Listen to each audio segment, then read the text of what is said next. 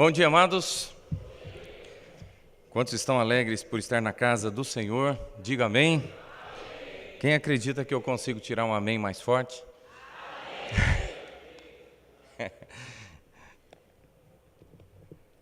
Amados, depois de um tempo de conferência tão gostoso como esse que nós estamos passando, a gente já começa a pensar muito no céu, né? E pensa bastante em ir e encontrarmos com o Senhor. E quem tem certeza que se morresse agora, iria encontrar-se com o Senhor Jesus, você tem certeza da sua salvação? Diga um amém do tamanho da sua certeza, já. Amém. Bom, porque aí até os outros estavam lá meio atrasando, daqui a pouco eles chegam também e falam, uai, o que está acontecendo lá? Né? Chama atenção, é impressionante esse negócio, né?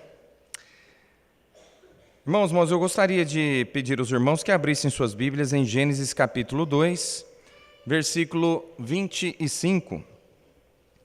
Gênesis capítulo 2, talvez eu deveria dizer assim, né? Gênesis capítulo 2. Para quem ouve a BBN, já deve ter ouvido uma voz parecida com essa, né? Mais ou menos assim, Gênesis capítulo 2. Né? E assim por diante. Então vamos nos colocar em pé, em reverência à leitura das Sagradas Escrituras, embora nós vamos estar lendo vários outros versículos, mas vamos começar com esse, porque na verdade Gênesis é o livro dos começos, e tudo começa em Gênesis. Tudo o que de bom aconteceu e tudo o que de mal aconteceu começou lá. É impressionante. Mas o texto sagrado diz assim: e ambos estavam nus, o homem e a sua mulher, e não se envergonhavam. Deixa eu começar desse jeito, e depois nós vamos orar. Eu gostaria de um voluntário, quem tivesse disponibilidade, coragem, de vir aqui e despir-se totalmente, ficar nu aqui. Um voluntário, faz favor? Qualquer um. Pode vir, sobe aqui e tire toda a sua roupa. Aqui. Alguém? Alguém? Oxe. Ninguém? Eu estou falando, gente, estou dando oportunidade, aproveita. Você que toda a vida quis ficar nu, agora está a hora. Vem, agora é a hora.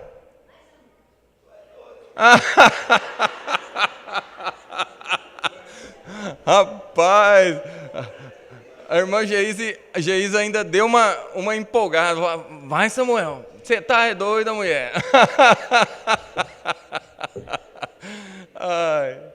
Mas está certo, então vamos orar. Senhor, nós agradecemos de coração por tudo que o Senhor permitiu acontecer em nossas vidas até agora, mas agradecemos, Pai, por tudo que o Senhor fez neste evento, nessa conferência, nesse congresso que tem abençoado tanto as nossas vidas. E de coração, eu particularmente agradeço, Senhor, por o Senhor me dar a oportunidade de conhecer irmãos tão preciosos, vidas tão consagradas, pessoas tão especiais, e nós louvamos o nome do Senhor, porque com certeza o Senhor tem se agradado destas pessoas, pois elas são uma bênção. Até mesmo o pastor Samuel, ao pregar hoje de manhã e falar de pessoas que ele gostaria de ser igual, como o pastor Gerson, como o pastor Point. Na verdade, Senhor, eu agradeço, porque eu já posso sentir isso na vida dele. Só de chegar perto do pastor Samuel é muito prazeroso. Desde quando nós chegamos e viemos juntos lá do aeroporto para cá, já começamos a sentir a presença do Senhor na vida dele, da sua esposa, e nós louvamos o nome do Senhor por pessoas assim. Mas, ó Pai, nós agradecemos pela Tua palavra que nos dirige, que nos corrige, que nos lapida. E nós pedimos por todos aqui, por essa amada igreja, que o Senhor, por favor, esteja abrindo os nossos olhos para que contemplemos as maravilhas que estão contidas na tua lei. Que o Senhor nos dê ouvidos atentos, pois dependemos do Senhor, e que eu seja apenas a voz do Senhor, e isso já me será uma honra incrível. Muito obrigado, Senhor, por poder estar aqui e pregar a sua palavra. Clamamos que ela transforme mais uma vez as nossas vidas, os nossos pensamentos, nossas atitudes, em nome do Senhor Jesus Cristo. Amém. Poder sentar, amados. O assunto que me coube para esta manhã é vestimenta cristã. Mas por que falar sobre vestimenta cristã? Será que nós temos uma justificativa plausível?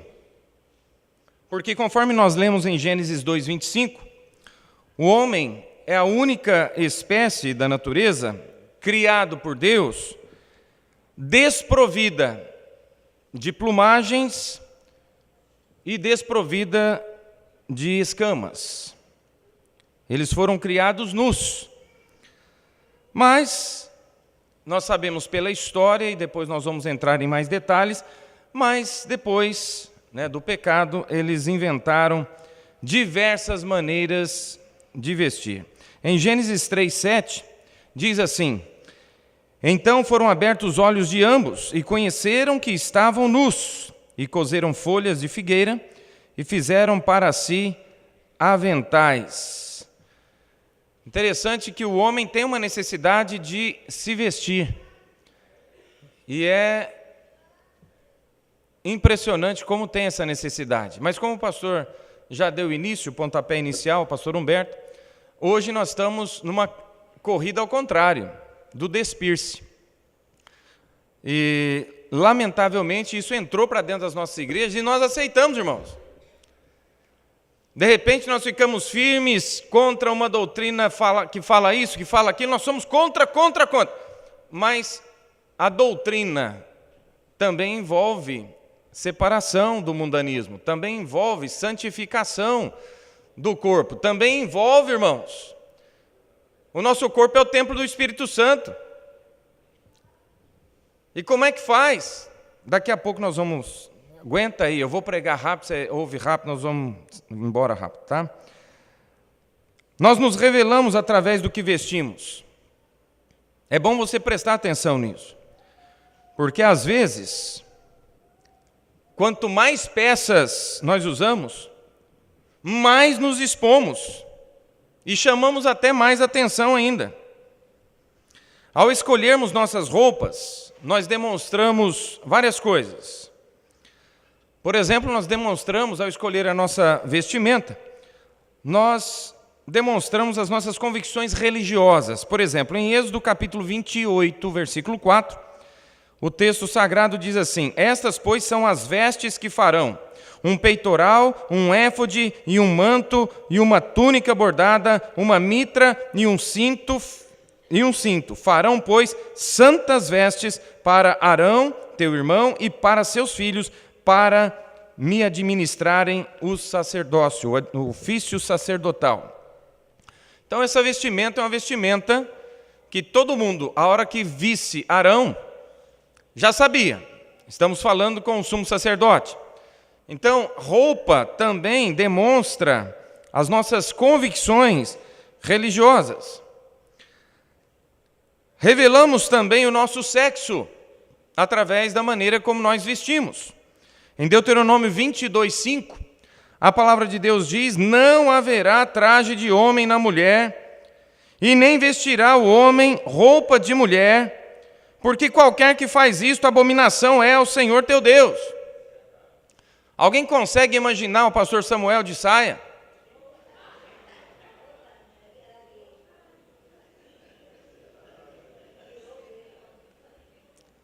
Nós temos muita facilidade para definir qual que é a roupa do homem, e da mulher. A gente fala, não, a roupa do homem é isso aí que o senhor está. Isso aqui é roupa de homem? E se eu botasse uma sainha? Aí a gente não aceita. Mas se uma mulher vestir mais ou menos como eu estou, aceita.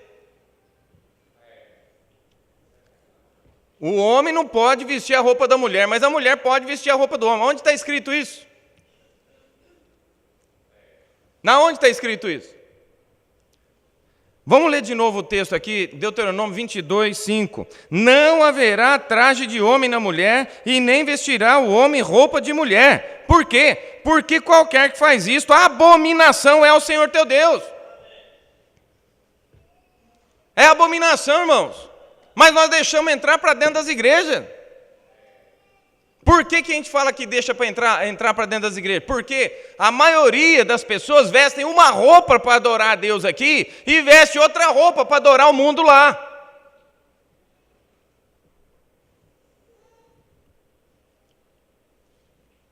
Ficou quieto, eu sabia disso. Vamos para frente, tem muita coisa aqui ainda.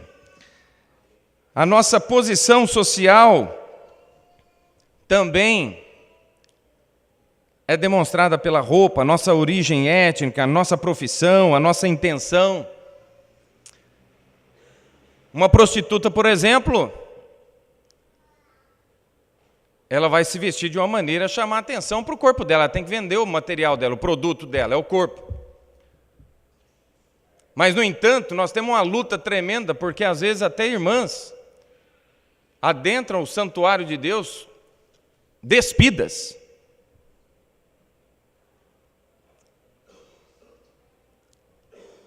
O que é isso? As roupas indicam nossa individualidade, nosso desejo de agradar e, às vezes, a nossa originalidade.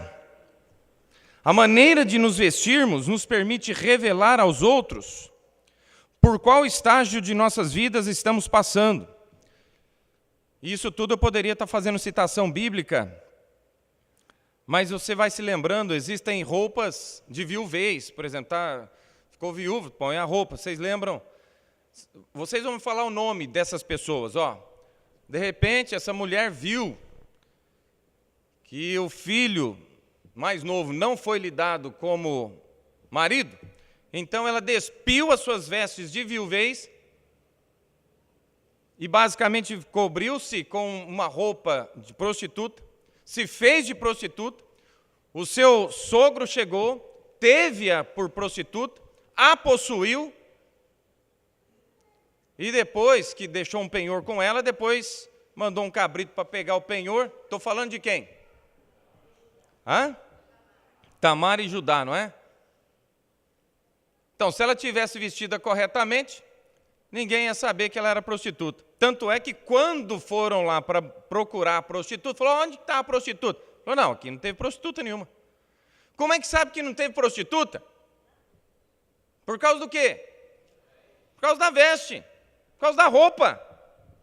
Irmãos, como é que a igreja, no passar do tempo, foi fugindo de falar a verdade? Foi fugindo e deixando que os nossos filhos, nossas filhas, se perdessem. Eu tenho observado nesses 28 anos de ministério, basicamente, eu tenho observado o seguinte: o pastor muitas vezes prega firme, até contra a vestimenta errada, fala sobre a imodéstia, fala, enquanto seus filhos estão debaixo das suas asas, enquanto ele fala, põe isso, não põe aquilo, não põe aquilo. Depois que os meninos, as meninas, começam a crescer e começam a usar o que quer, aí o pastor muda a pregação. Aí ele muda a pregação. Por quê? Porque ele não tem mais coragem de falar mais nada. Ele não tem autoridade, porque os próprios filhos dele não controlam. E aí prejudica a igreja de Cristo. O pastor deveria pedir perdão, acertar a sua família e continuar pregando a palavra. Eu estou vendo isso demais acontecendo, irmãos. Pastores que eram firmes, que falavam sério, agora não falam mais nada. Parece até que falar sobre vestimenta cristã, parece que é um tabu. Enquanto eu vou estar pregando, você vai vendo algumas mulheres ali, fique à vontade, viu? Para se deliciar com as mulheres ali. O vestuário é parte de nossa identidade, irmãos. Despir a pessoa de suas roupas significa despi-la de sua dignidade. Uma das coisas que fizeram com Jesus com o meu mestre, com o seu mestre. Por que não crucificou ele com roupa? Por quê?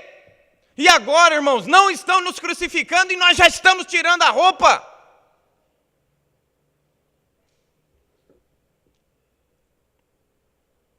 Alguma coisa está errada, em algum momento nós nos perdemos. Não precisa muita coisa, é só ver água, tira a roupa. Jesus, ele fez o seu ministério, a maior parte do seu ministério na beira-mar, e nunca tirou sua roupa. É uma indecência, uma imodéstia, é falta de pudor. E, no entanto, uma das punições para ele foi tirar a roupa dele para crucificá-lo. Crucificasse-o com dignidade. Ele não estava fugindo da crucificação, mas para que despi-lo? Porque eu tenho certeza que se eu pegasse qualquer um de vocês e trouxesse aqui e falasse, eu vou te despir. Qualquer um de nós diria igual o pastor Samuel, tá doido, é? Não é verdade? Mas, no entanto, irmãos, é só ver uma aguinha, todo mundo já está tirando a roupinha. Por que água significa falta de roupa? Da onde vocês tiraram isso?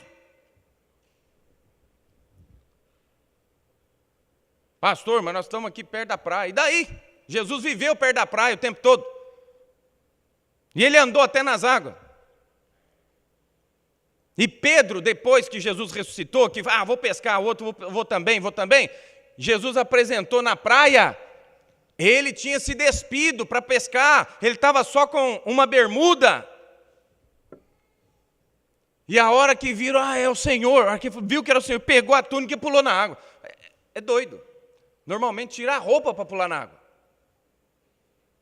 Olha o texto, ele pegou a túnica e pulou na água, vestiu ali dentro. De vergonha,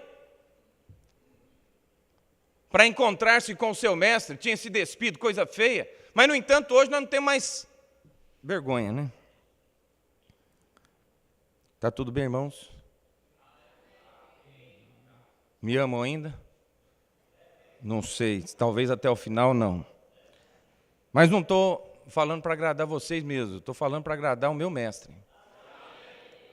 Sinceramente. Quantas referências existem aos diversos tipos de vestimenta na Bíblia? A palavra veste ou vestes aparece 212 vezes, vestido, vestidos, vestimenta, vestimentas, vestidura ou vestiduras, 99 vezes, roupa ou roupas, 140 vezes, nu ou nudez, 85 vezes, túnica ou túnicas, 37 vezes, calça, calções e ceroula, 5 vezes, dando um total de 578 vezes. Essa pesquisa foi feita na Concordância Bíblica Exaustiva do pastor Thomas Gilmer. Se Deus deixou tantas referências à vestimenta, irmãos, nas Escrituras Sagradas, será muito afirmar que Ele queria que prestássemos atenção a este tema e que procurássemos reviver essa parte da doutrina, dos ensinamentos, dos princípios bíblicos que estão registrados, que nós muitas vezes deixamos de lado. O pastor Zé Infante veio falar onde tanta mudança, mas mudou muito na roupa também. Tecnologia, mudou tudo, mudou roupa também. Será que com tantas referências, ele não possibilitou o ser humano descobrir sua vontade em relação às vestes? Interessante, irmãos, que na história, você pode ver, escuta o que eu estou falando. E lógico, por eu estar pregando sobre esse assunto, eu fiquei de olho, todo dia. Fiquei super preocupado para falar sobre esse assunto. Porque quanto a homens, quer ver? Eu vou me despir do meu terno. Ainda estou decente ou não? Mas quem me aceitaria aqui de manga regata e bermuda para cima do joelho? Quem me aceitaria aqui? Você continuaria me ouvindo? Então por que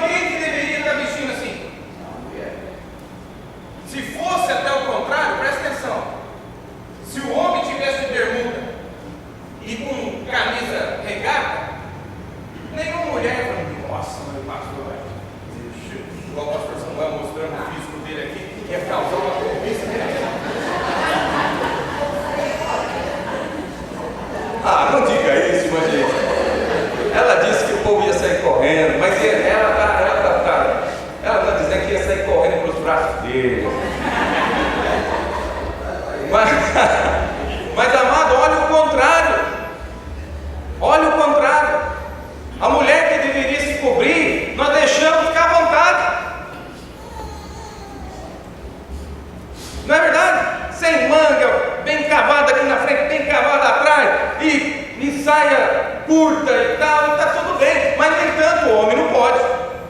Mas não está invertido esse negócio, não? Quem é que cobiça quem?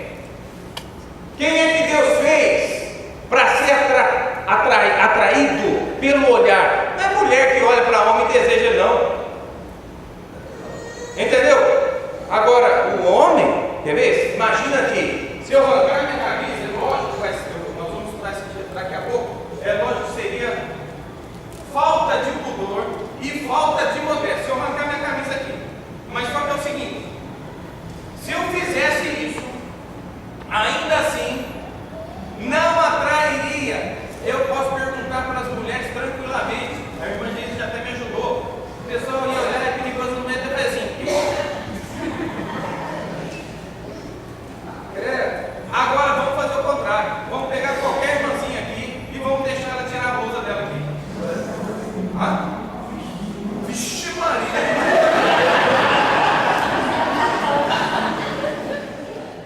Então, irmãos, a questão é que nós, homens, é que estamos olhando, nós temos esse problema com a vista. Agora a mulherada faz o quê? Tira a roupa. Porque eu vou ser bem franco com você, desculpa, estou falando com amor. Irmãs, eu amo vocês. Eu amo vocês.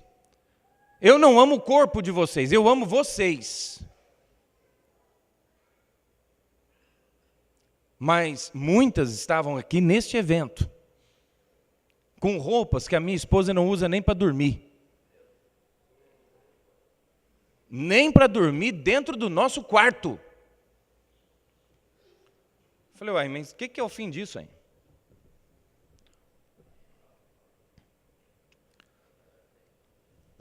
Vocês sabem o que é doutrina? A palavra doutrina é conjunto coerente de ideias fundamentais a serem transmitidas e ensinadas, ou, segundo um outro dicionário, conjunto de ideias básicas contidas num sistema filosófico, político, religioso, econômico, etc. Em outras palavras, traduz em miúdos, pastor. Doutrina é a sistematização de uma verdade das Escrituras. Princípio bíblico que está lá, que nós temos que seguir. A questão de vestimenta tem sido erroneamente tratada por alguns como algo meramente cultural, ou seja, usos e costumes, e não mais doutrina. Será mesmo errado sistematizarmos esses princípios e voltarmos aos ensinos e pregações que nossos saudosos pastores nos pregavam, como, por exemplo, o próprio pastor Gerson Rocha, de Vitória da Conquista, fazia com tanta veemência e propriedade? Na época do pastor Gerson Rocha, ele tinha até uma comissão de fiscalização. Quantos lembram disso? Tinham até fiscalização para saber como é que era. Irmãos, Gerson Rocha é da nossa época. Por que mudou tanto assim? Parece que o Deus da igreja é um, o Deus da rua é outro, o Deus da praia é outro, tudo é outro.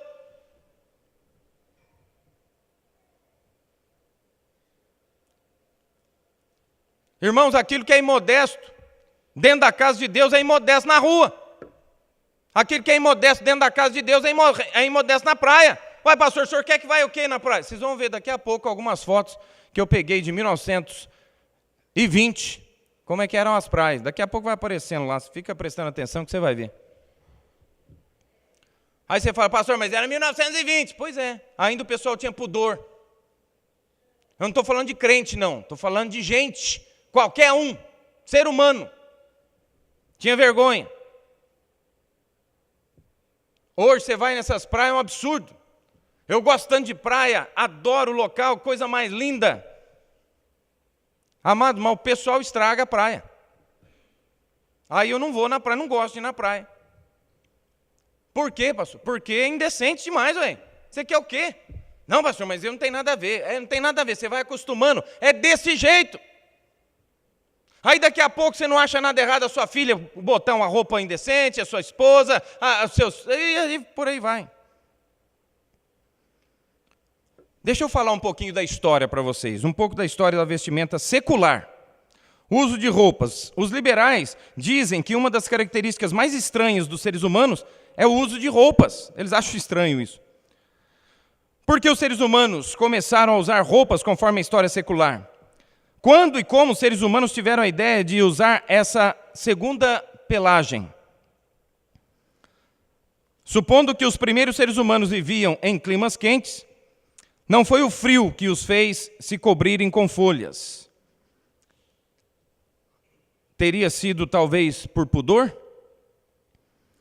Mais para frente eu vou dar uma definição bem detalhada das palavras pudor e modéstia.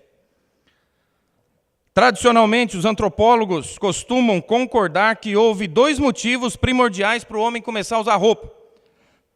Primeiro, esconder a nudez. Segundo, se proteger do frio, calor e chuva. Segundo a história secular, os seres humanos que viviam em regiões glaciais foram os primeiros a usarem o vestuário de pele de animal, pois servia de um escudo para proteger suas peles sensíveis, não só contra o vento, frio e umidade, mas também contra espinhos e pedras pontiagudas. Como é que se sabe disso na história? Um dos instrumentos encontrados nas escavações são agulhas feitas de ossos que indicam o costume de costurar e também instrumentos utilizados na raspagem de peles de animais. Interessante que Deus, lá no Jardim do Éden, assim que o homem pecou, ele fez logo o que ele fez? Na verdade, ele fez uma roupa de banho. Ele fez avental. Coisa, basicamente, que cobre aqui e cobre aqui. Aí Deus falou, beleza, gostei. Gostei dessa moda. Foi isso? O que ele fez? Ele matou cordeiro, ele matou animal inocente, irmãos. O animalzinho, se falasse, podia olhar para Deus e falar assim, mas peraí, quem pecou foi eles. Não tem nada com isso não. Mas ali, irmãos, a questão da vestimenta é tão íntima, relacionada com o sacrifício do nosso Mestre, o Senhor Jesus Cristo, como qualquer outra coisa. Porque foi derramamento de sangue inocente que apontou para o sacrifício que Jesus Cristo iria fazer no futuro. Derramou sangue inocente, mas tirou a pele daquele animal, e da pele daquele animal inocente fez a roupa. E qual roupa? Deus estabeleceu o princípio dele. Roupa dele é túnica. E túnica é uma vestimenta que vem aqui do pescoço, que vai lá até nos pés, e com manga larga e comprida. Num sentido, eu estou com túnica. Modelo diferente, mas eu estou com túnica. Vocês estão vendo muitos exemplos de túnica ali. Modernas. Túnicas modernas. Às vezes só com... Eu sei que a túnica não tinha 2 peças, mas ali dá o sentido da túnica. É, cobre tudo, cobre daqui lá. Irmãos, eu não estou demonstrando pudor. Eu não estou demonstrando modéstia. Você pode ver que a nossa dificuldade maior é com a mulher. Quem Satanás usou para derrubar o homem lá no início? Quem Satanás usou para derrubar Davi? Quem Satanás usou para derrubar Salomão? Quem Satanás usou para derrubar Sansão? E vai por aí agora. E quem Satanás está usando para destruir a igreja? Você pode ver que para homem não precisa nem falar nada. Olha, eu não vejo um sem manga. Não tem nenhum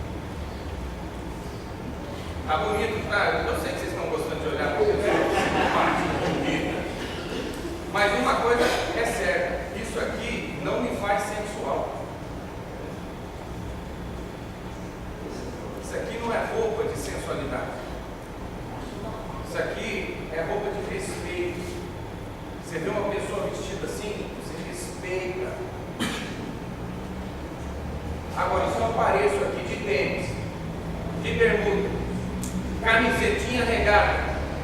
Falei, aí pessoal, vem mano! Bora lá! Calma aí, olha. O pastor Humberto foi doido, hein? Deixar um tranqueira desse subir no corpo.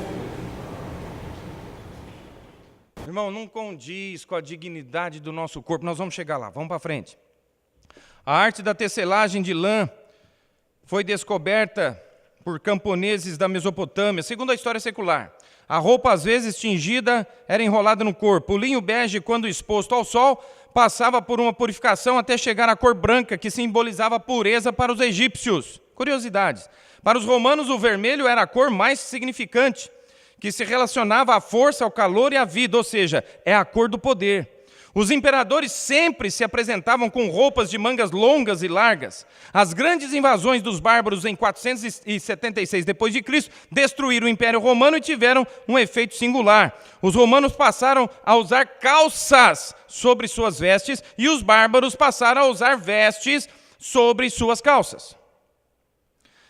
Entre vitoriosos e derrotados, todos passaram a usar a mesma veste que se tornou padrão na Idade Média. A vida era tão difícil naquela época que se pensava somente em sobrevivência. Da Idade Média até o século XII, o vestuário sofreu poucas mudanças. Mas daí se deu início à nobreza mais requintada. Idealizou-se um novo padrão feminino e as roupas começaram a realçar a silhueta da mulher. Em meados do século XIII, com os romances cortesãos, surgiram novas atitudes que tornaram as mulheres mais sedutoras. Diversos tipos de calçados femininos surgiram que faziam com que os movimentos das mulheres revelassem mais suas curvas naturais. Para a mulher ser sedutora, ela deveria ser virtuosa, pois botões abotoando suas mangas sugeririam uma forma rápida de despir-se, então os botões eram sempre costurados ao vestir-se e descosturados ao despir-se. Em meados do século XIV ocorreu o surgimento da moda. Meados do século XIV. Pois a ideia até então era imitar o que seus antepassados fizeram, né, com a moda. Agora, veio então com essa moda, veio o inverso, foi o mais importante, implantado, pois o que era importante era novidade, é o que nós estamos vivendo hoje. Com o surgimento dos aviamentos, as mudanças se tornaram mais rápidas ainda. Neste período, podia-se distinguir facilmente o vestuário feminino do masculino. Hoje já ficou até difícil. É interessante que tem muita calça feminina e não tem nenhuma saia masculina. Acorda, gente. Acorda. Tem calça feminina. Mas cadê o vestido masculino? Não, pastor, porque agora está tudo unissex. Que unissex, irmãos? Deus sempre foi definido, é homem, é macho. É fêmea, para com isso. Os homens passaram a usar calças que se tornaram símbolo da autoridade masculina e as mulheres vestidos longos, mas que ainda revelavam seus corpos. Na Renascença, a moda europeia foi criada visando enfatizar as características de cada sexo. Foi na corte de Luís XIV, no século XVII, que os franceses atingiram extremos de extravagância sem precedentes, que eu não vou nem me ater a falar sobre toda aquela loucura que eles fizeram. O prestígio da nação se firmava na aparência que, segundo ele, poderia transformar a sociedade. Sempre que alguma peça do vestuário agradava ao rei, as cortesãs prontamente a adotavam, e aí começou a moda. Com o advento da Revolução Francesa, todos os excessos suntuosos de vestuário se acabaram e só suicidas tentavam ostentar estado de nobreza, e então todos passaram a usar vestes mais simples para evitar a guilhotina. No século XIX, iniciou-se a era da indústria, do trabalho e do dinheiro. Os homens passaram a usar ternos pretos, as mulheres mais ociosas demonstravam a riqueza de seu marido. Até esse período, as mulheres não usavam nenhuma peça de vestuário íntimo.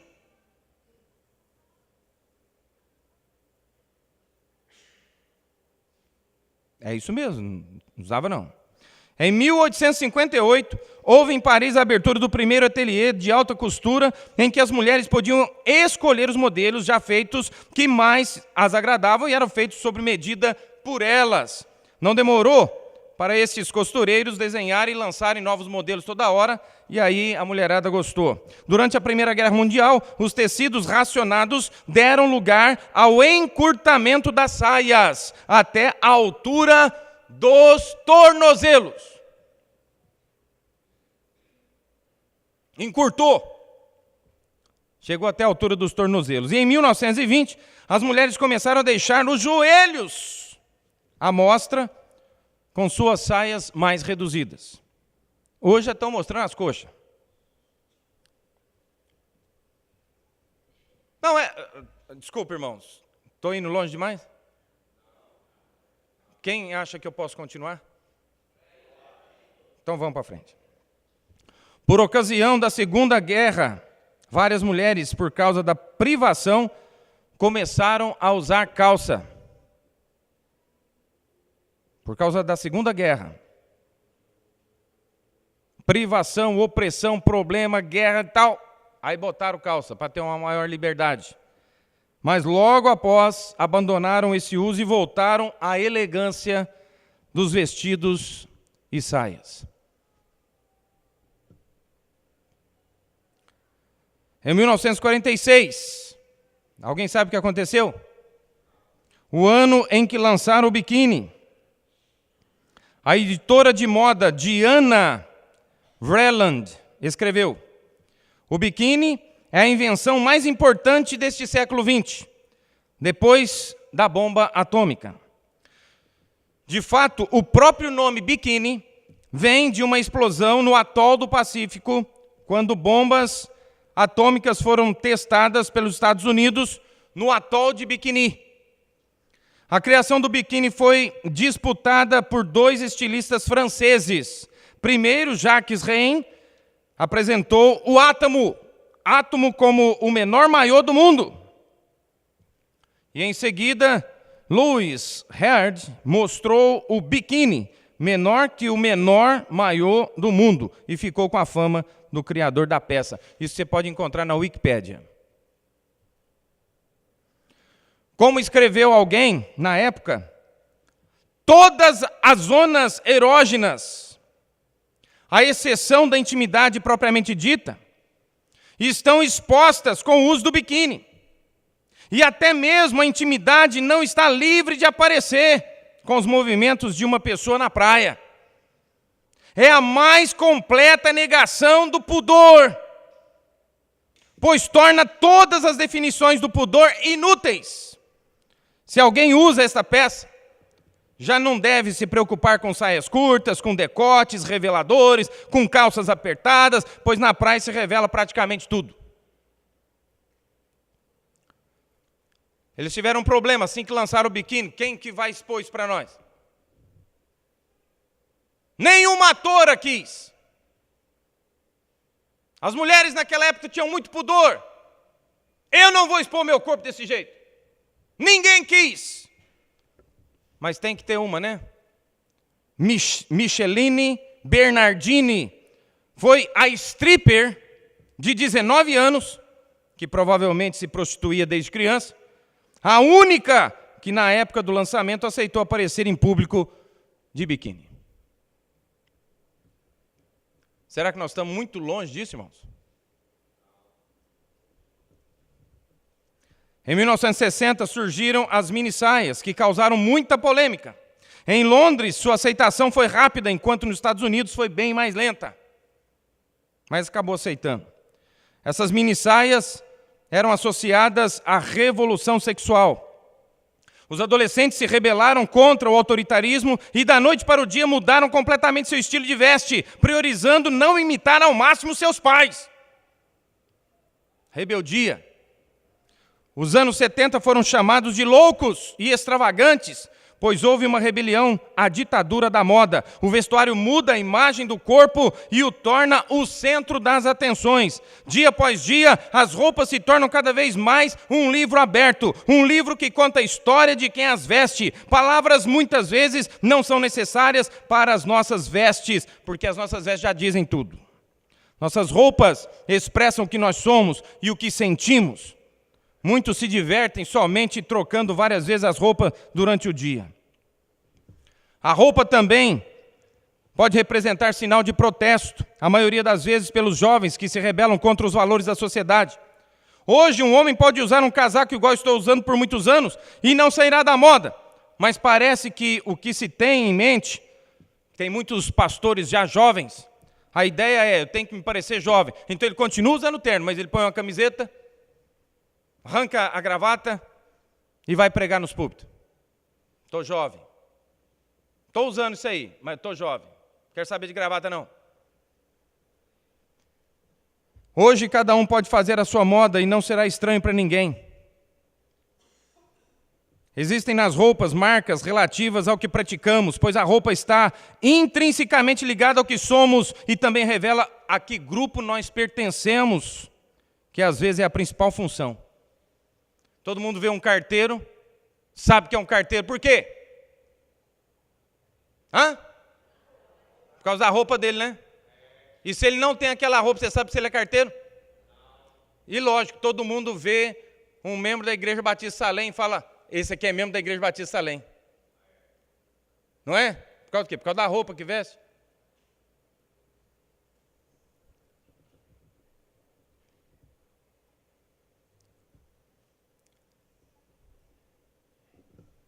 A revolução sexual, em conjunto com o movimento feminista, trouxe às ruas roupas com alto apelo erótico. Mas uma coisa podemos afirmar, irmãos.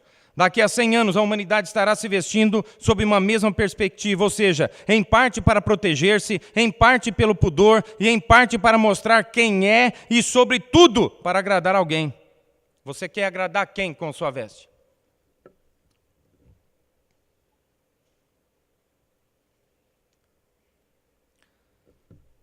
Como tudo começou, pastor? No Jardim do Éden, Adão e Eva se escondem depois de pecarem por ouvir a voz de Deus, e Deus lhes pergunta, onde estás? E eles respondem que esconderam porque estavam nus. Mas Deus lhes pergunta, quem lhes mostrou que estavam nus? Comeste tu da árvore que eu falei que não era para comer? Irmãos, onde está o problema da nudez humana? Porque eles foram criados nus. Deus foi quem criou nu. Então os naturalistas estão corretos. Os naturalistas vão mandando tirar roupa, você tem que chegar cada vez mais perto de Deus, ou seja, com menos roupa, mais perto de Deus. Então, irmãos, já existem igrejas. Parece piada, mas eu tenho esse artigo. Existem igrejas dos pelados. Para você entrar na igreja, você tem que tirar a roupa, porque você não pode entrar com roupa. Só entra pelado lá dentro.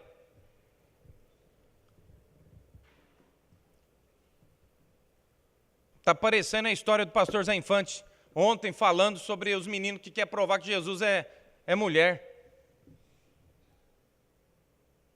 Ou então aquele filme do Código da Vinci falando que Jesus tinha amantes, Maria Madalena e outras. Vai caçar o que fazer. Amado, ninguém consegue nada contra a verdade. E sabe por que você está quietinho assim e até preocupado olhando para mim? Porque você sabe que eu tenho razão.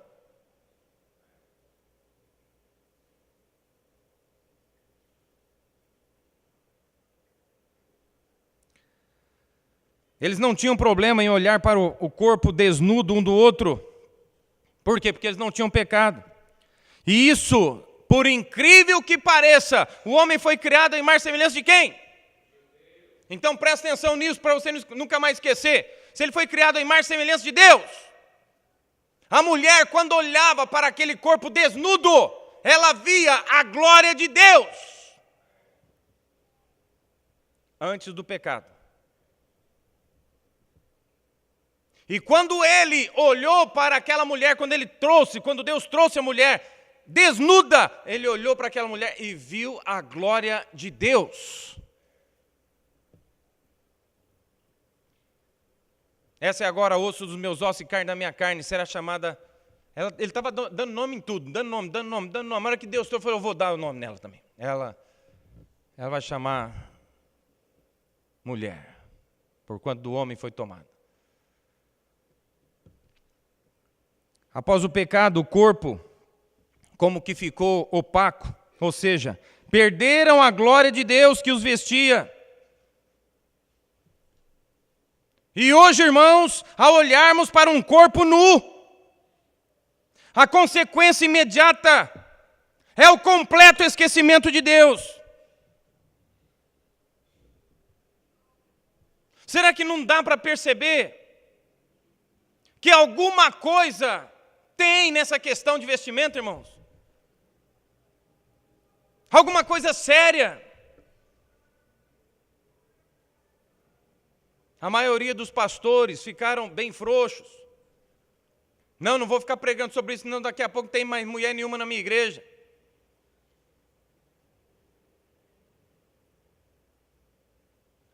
E os maridos também, ficaram frouxos também, que a mulher veste o que quer. E aí deixa a mulher expor as pernas, expor os seios, expor tudo.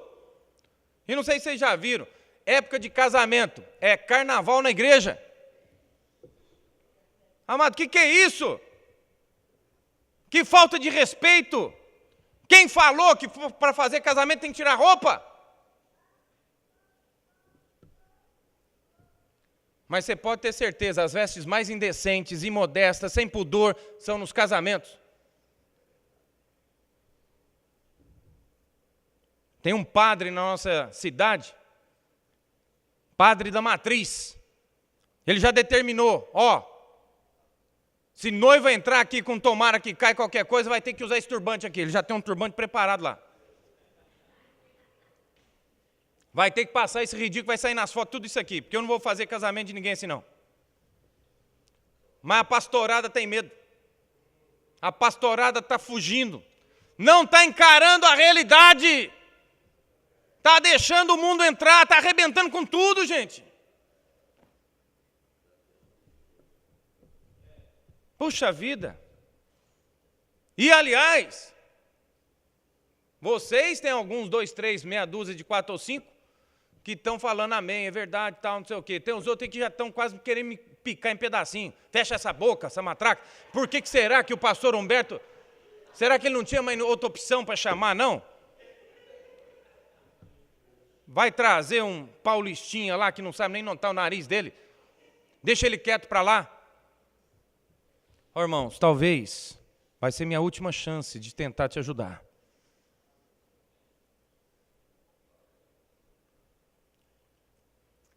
Mas eu tenho visto um amor tão grande em vocês. Amor a Deus. Sabe, eu me sinto aqui, eu me sinto bem, eu me sinto amado. Nem conhecia vocês. De verdade, vocês me conquistaram assim de uma maneira fenomenal. É um negócio impressionante. É de Deus. Sabe?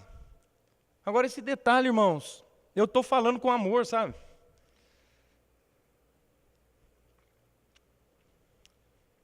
Se eu falar do fundo do meu coração, Paulo Castelã carnal, eu quero que as irmãs continuem vestindo assim e tira mais um pouquinho. Não dá para cavar mais um pouco, não dá para dar mais uma apertadinha, vai ficar mais legal. Paulo Castelã, miserável pecador, aí vai gostar. Agora, quando você olha para o servo de Deus, que não é nada, que é só voz, me dá tristeza, irmãos. Eu não fico contente. Eu olho assim e falo, gente, eu não estou acreditando. E agora pensa, eu não sou nada. Eu não sou nada. Eu fico pensando em Jesus, como é que ele fica olhando, a minha igreja lá está me louvando. Amado, é impressionante, põe já a saia curta e fica puxando essa saia, o tecido tem que ser bom. Porque senão piora. Pá! Após o pecado, o corpo ficou meio opaco. Ao olharmos para um corpo nu, a consequência imediata é o completo esquecimento de Deus. Por isso se faz necessário escondê-los. Escondendo os nossos corpos, estaremos revelando a nossa interioridade. Ao olhar para um corpo nu, você se esquece que aquela é uma pessoa que tem uma alma, que tem sonhos, que foi criada para a glória de Deus. Se ela se converter ao Senhor Jesus Cristo e o aceitar como único e suficiente Salvador. Saímos aqui para entregar alguns folhetos e para evangelizar. E logo deu para perceber que é algo comum que a gente faz. Se você não tem algum compromisso hoje à noite, se já tem algum compromisso hoje à noite, então nós estávamos passando, não sei se o Rafael prestou atenção nisso, cadê o Rafael? Não sei se o Rafael prestou atenção nisso, nós estávamos andando ali e passamos perto de algumas meninas que eram prostitutas. Como é que o senhor fala uma coisa dessa, pastor? Não, porque eu olhei para elas, fui entregar um folheto e falei assim, vocês têm algum compromisso hoje à noite? Elas olharam para mim, opção.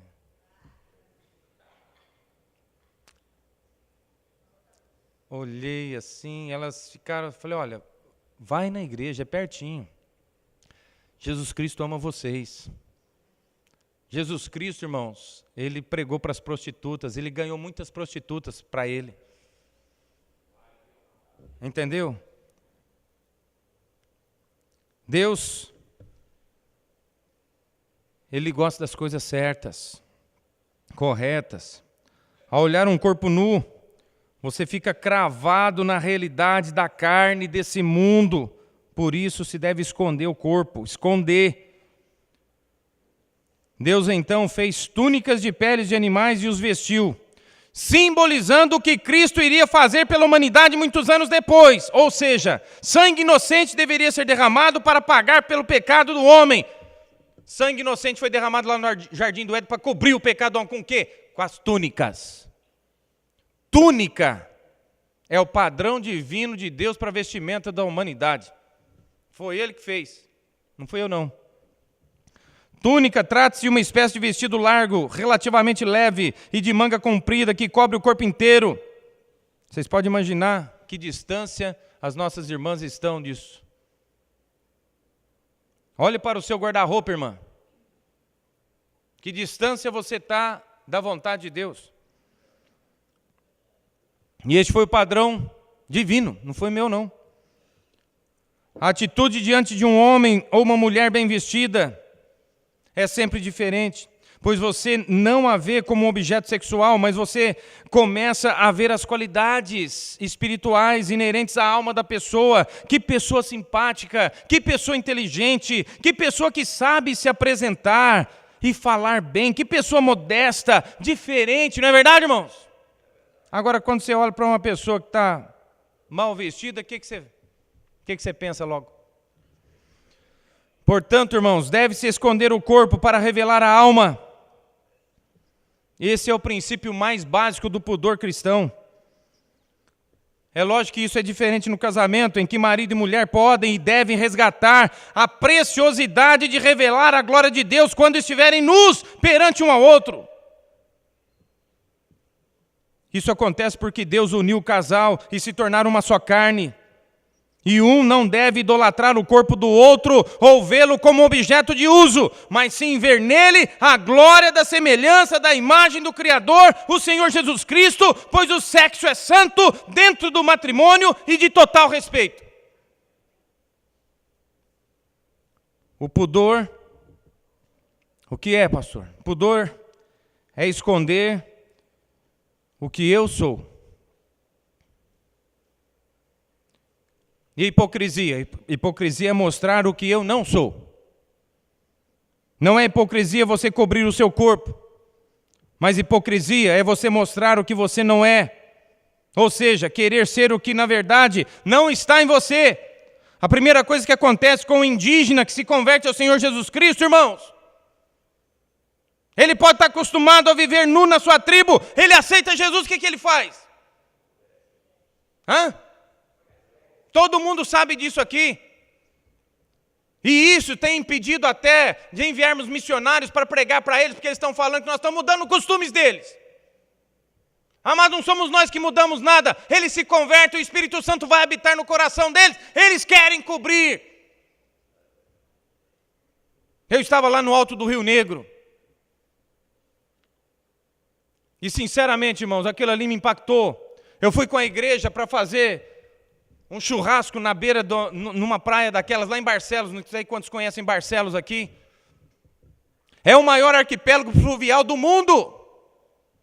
A maior aglomeração de ilhas do planeta. Você escolhe a ilha que você quer ir. E tem tantas outras que você não vai colidir com ninguém. Tem ilha para todo mundo. E enquanto eu estava lá, junto com os irmãos e as irmãs, elas todas com saia, jeans, para baixo do joelho, nadando, com blusas. Vixe, pastor, então elas não tinham roupa de banho? Não, essa é a roupa de banho. Estavam lá nadando, de repente passa um iate. A hora que passa aquele iate, só gente chique, não sei o quê, e já passa algumas meninas nuas. Não, biquíni, é nua, mesma coisa. Passa de biquíni. Aí eu fiquei olhando aquilo ali e falei, puxa, eu estou no meio da selva, com um povo indígena. Eu estou olhando esse povo tudo vestido. Estou olhando aquele povo tudo despido. Quem que é índio aqui nessa história, hein? Parece que quanto mais culto, mais indígena. Mais culto, mais atrasado. Parece que ao invés de as pessoas melhorarem e ampliarem o seu pudor, a sua modéstia, ficam mais imodestos, mais sem pudor, mais... É impressionante. O índio veste porque agora ele tem Jesus como Salvador e Senhor da vida dele. Amado, eu uso isso aqui para glorificar o meu Senhor, não é porque eu estou com frio, não. As irmãs deveriam aprender isso, que se colocar manga, não vai morrer de calor, não. Estamos com ar-condicionado, gente. Isso não é desculpa para ninguém. Pastor, mas tem que entrar um ventinho na saia. Nossa, que calor doido é esse que você está, irmã? Pega seu marido, vai resolver esse problema, depois você resta ele embora. Desculpa, irmão. Está tudo bem? Tá bom. Os índios passam a ter respeito consigo mesmo. Presta atenção nisso. O que você acha de usarmos esse templo aqui, que foi construído com amor, com devoção e para a glória de Deus? O que você acha de nós alugarmos esse templo aqui para depósito de bebidas e cigarro? De jeito nenhum, pastor. Por quê? Porque não faz jus à dignidade do templo. Não combina. Porque é um templo de Deus. Tá, e o nosso corpo é templo do quê? Então por que nós vamos cobrir o nosso corpo?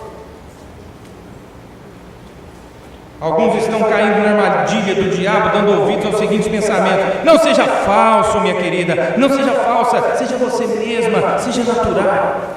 Então as pessoas vão tirando a roupa para serem naturais e dizerem que não são falsas. Agora eu afirmo para vocês: falsidade é mostrar o que eu não sou. Pudor é esconder o que eu sou. Mas esconder o que eu sou como um tesouro, porque eu tenho a minha dignidade. Eu entendi muito bem quando o senhor falou aqui. Você está doida, mulher? Eu entendi, pastor Samuel. Eu entendi, porque estávamos aqui pedindo um voluntário para despir-se aqui, e a irmã Geise, logicamente, que é fã do senhor, gostaria de ver o senhor despido aqui, com certeza. Então, logicamente, falou: vai lá, Samuel! E o senhor pegou e falou que está doida, mulher? Por que ele falou está doida, mulher? O que é isso, cara? Eu não vou sair da minha dignidade. O que é isso? Eu sou um pastor, eu sou um servo de Deus. O que ele está doido? Eu vou tirar minha roupa.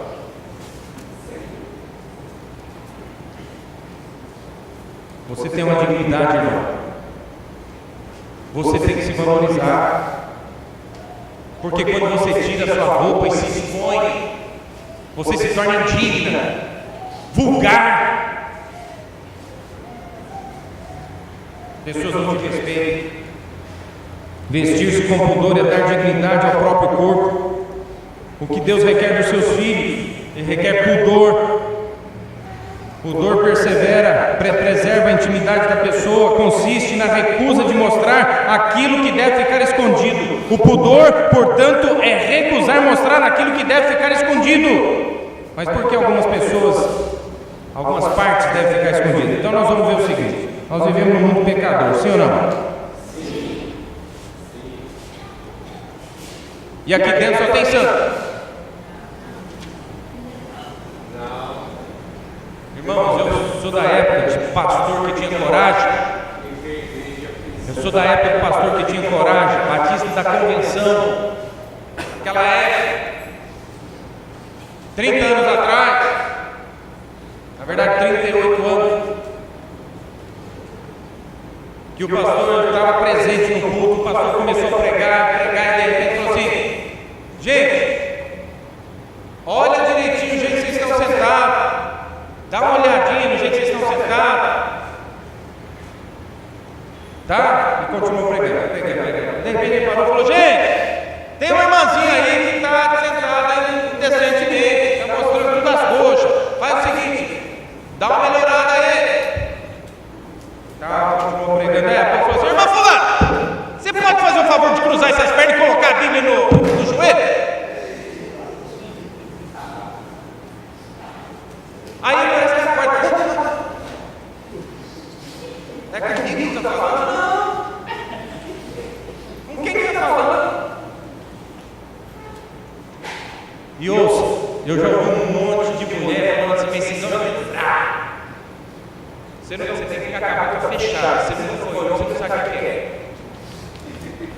Você não sabe a luta que nós estamos enfrentando. Fecha a boca. Você tem que realmente obedecer o que Deus manda na palavra. Se você fizer o que Deus manda, não vai ter outro fraco não. O homem mais forte que existiu nesse planeta, que carregou tudo, o homem que matou mil, não sei o que foi o nome dele. Sansão. Pois é. Por que ele caiu?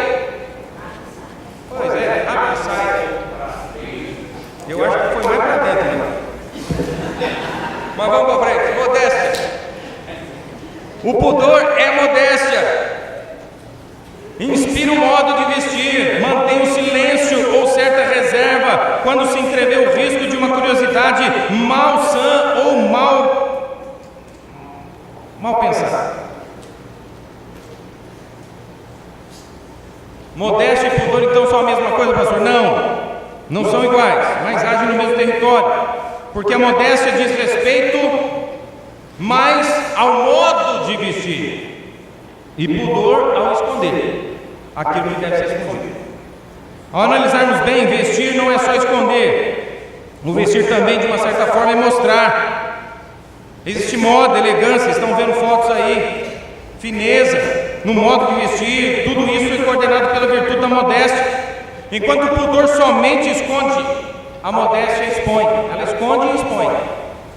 Como nós podemos ver a modéstia nas pessoas? A modéstia cristã tem que ser capaz de ir contra a moda anticristã, mas ser capaz também de se adaptar ao seu modo, à sua vida, à cultura, mas dentro de toda a cultura dá para ser modesto e ter pudor. Irmãos, existem basicamente, deixa eu dividir isso aqui porque o meu tempo já está dando. Deixa eu dividir isso aqui. Existem 3 tipos de parte do nosso corpo que eu quero intitular assim. Existem as partes honestas, as partes semi-honestas e as partes desonestas. Vamos começar pelas desonestas. As partes desonestas são aquelas que devemos necessariamente esconder em virtude do pudor. O pudor é esconder aquilo que você é. Então você tem que esconder. Quem aqui tem coragem de chegar aqui? Eu vou mostrar minhas partes genitais. Quem tem coragem disso? Porque você tem que esconder. É pudor.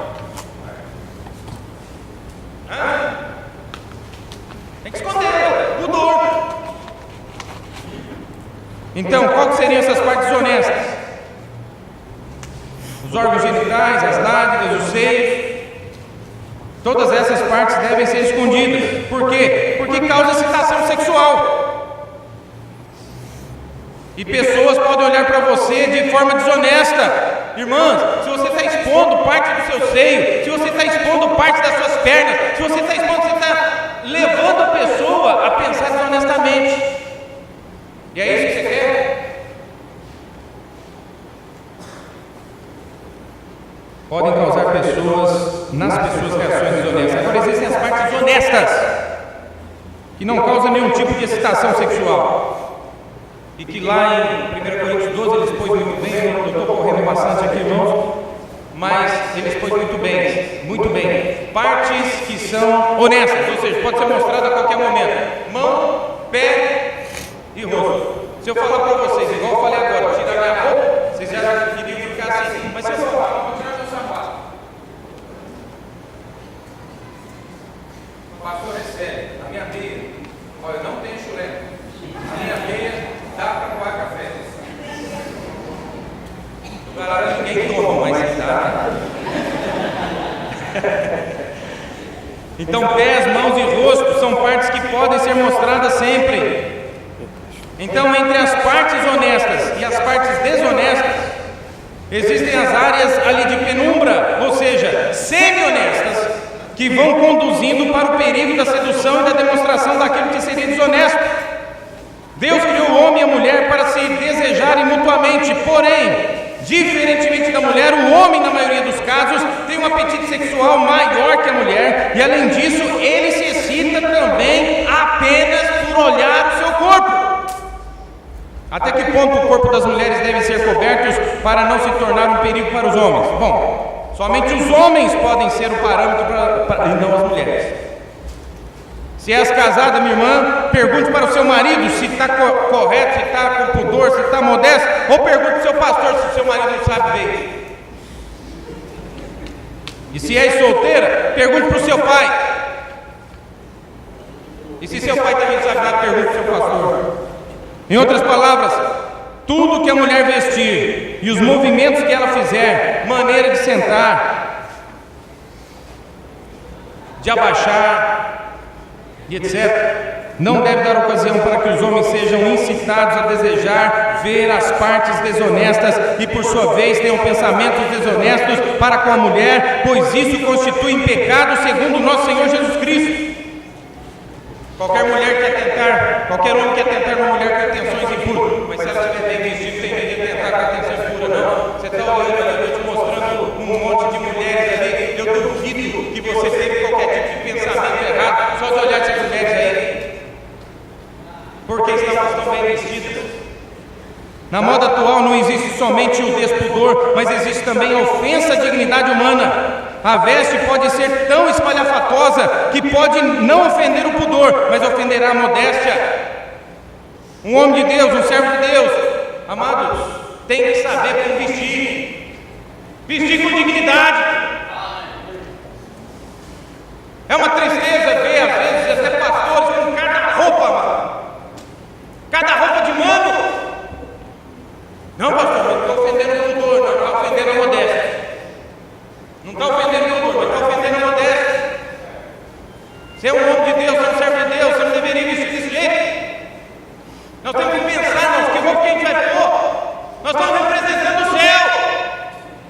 É só aqui na igreja que representa o céu. Nós estamos cansados de ouvir essa semana que nós temos que ser crente lá fora, ser crente lá fora. Então por que veste de um jeito aqui dentro e de outro jeito lá fora? Alguma coisa está errada.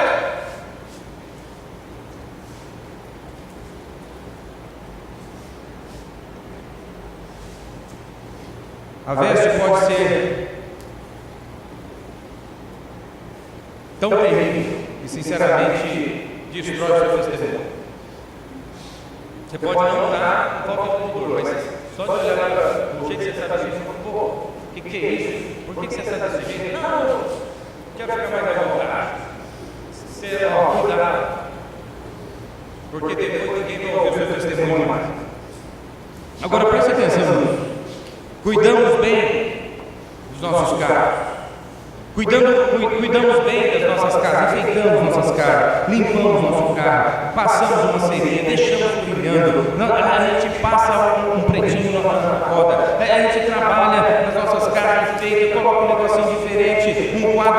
muito, a gente faz alguma coisa, se a gente tem chácara, a gente melhora a chácara nisso, melhora naquilo, no templo a gente dá um jeito e melhora. Mas muitas vezes usamos roupas que não condiz com a nossa dignidade, nem com a elegância que a modéstia divina espera de nós como filhos de Deus, como embaixadores dos céus e como sacerdotes do Deus Altíssimo.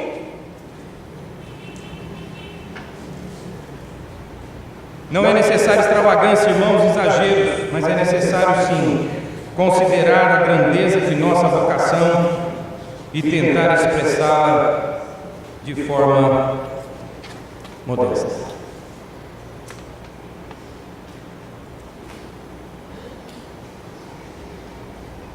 Alguém sabe onde está esse texto? Esse negócio que fala do valor da mulher? Alguém sabe? Tem isso na Bíblia, né? Que eu estou falando tanto aqui, tem isso na Bíblia. Alguém sabe? Hã? Quem que fala lá em 1 Timóteo 2?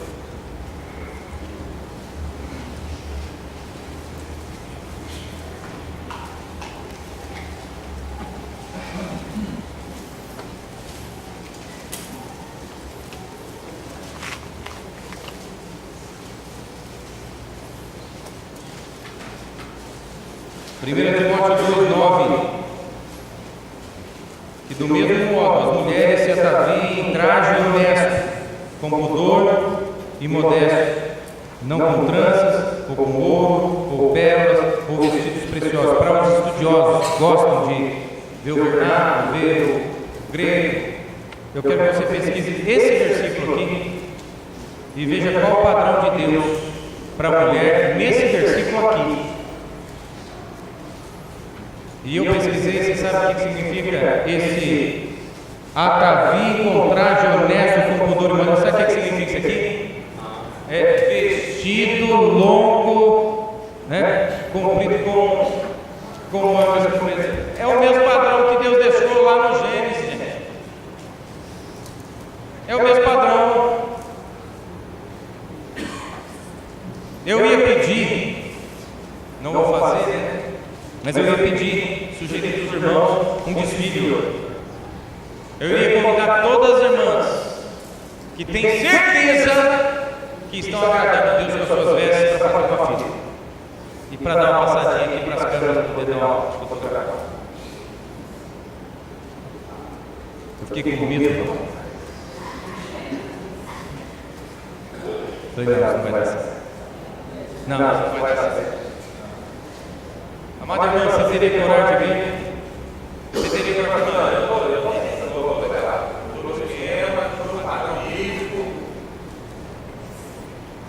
Ou será que você ficaria assim, não, eu sou tímido, não gosto de oferecer? É? Por que não cobre melhor então?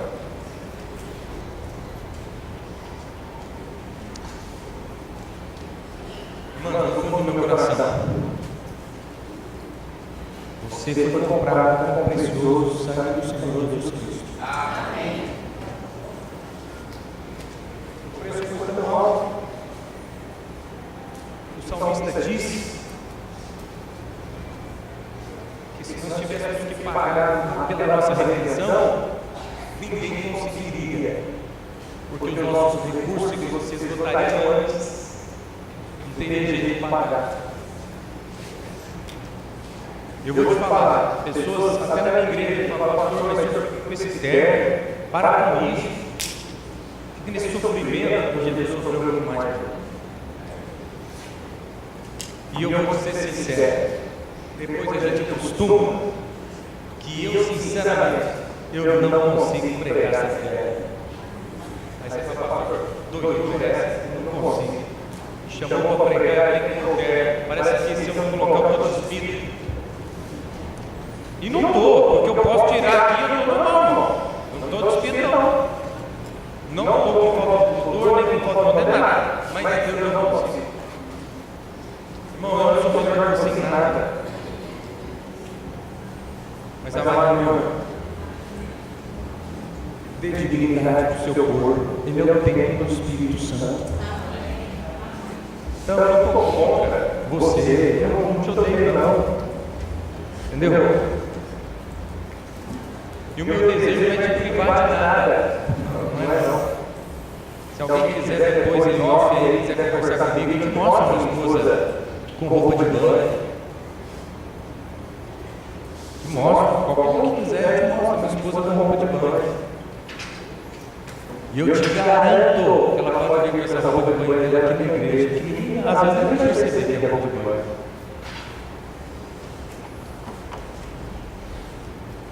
Porque, irmãos, aqui e agora não muda a presença do Senhor Jesus é a mesma. Se nós vamos honrar o Senhor Jesus aqui, e está certo, tem que honrar mesmo. E vamos chegar diante do Senhor corretamente, com pudor, com modéstia, com reverência, santo temor, está certo, é isso mesmo. Mas, irmão, nós cultuamos a Deus o tempo todo. Nós representamos, nós somos a igreja de Cristo o tempo todo, não é só quando nós estamos aqui, nós estamos em qualquer lugar que a gente está. Nós representamos, somos embaixadores do Senhor. Amém? Amém. Senhor, eu agradeço de coração pela liberdade que o Senhor deu para falar sobre um assunto esquecido, evitado, muitas vezes rejeitado. Mas, Senhor, eu sei que tinha muito mais coisas para ser dito, mas eu peço que o Senhor use por favor, o que foi dito para a edificação da tua igreja. Senhor, o Senhor sabe o amor que eu tenho por cada uma das irmãs aqui e a preciosidade que elas são. Ajuda elas, Senhor, a se vestir dignamente, com pudor, com modéstia, com honestidade, para glorificar o Senhor acima de qualquer coisa ou pessoa. Eu clamo em nome do Senhor Jesus Cristo. Amém.